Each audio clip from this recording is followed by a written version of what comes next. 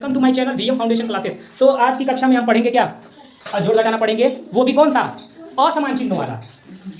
असमान मतलब जो समान ना हो, असमान चिन्ह मिलकर घटते हैं और जिसमें से बचता है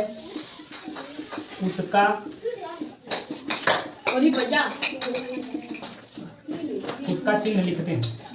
ठीक है, जैसे एग्जाम्पल देखो, मान लो -5 लिखा है और यहाँ लिखा है +10। ये बताओ प्रियांशी, असमान चिन्ह हुआ? असमान मतलब अलग अलग।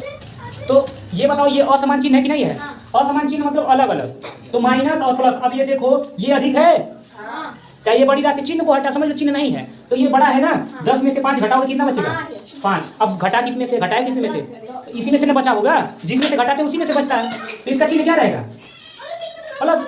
इसमें से बचा है कि नहीं बचा है, इसका चिन्ह प्लस। चाहे ऐसे लिख दो चाहे ऐसे लिख दो, दोनों सही है कि नहीं सही? मान लो यहाँ -10 लिखा है और यहाँ +11 लिखा है। ये बताओ अलग अलग चिन्ह है कि नहीं है? तो बताओ घटाया जाएगा कि जोड़ा जाएगा?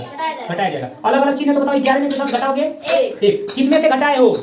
11 में से ही बचा है, तो इसका चिन्ह क्या है? प्लस। तो ऐसे रहना, तो यहाँ प्लस तो है ही है, प्लस है कि नहीं है? मान लो यहाँ 20 आ गया और यहाँ +10 आ गया। ठीक है, अब देखो यहाँ पे 20 में से जब देखो माइनस प्लस अलग अलग चिन्ह यानी घटेगा, पहले ये पता करना है। 20 में से 10 घटाओ कितना बचेगा? 10।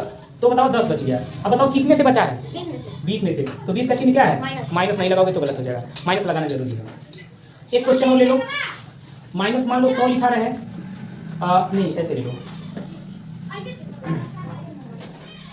चलो प्लस और माइनस अलग अलग दिख रहा है तो घटाएंगे। बताओ 110 में से जब 100 घटाओगे तो 10 बचेगा।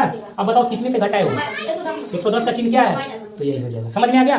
चलो आज के लिए इतना ही।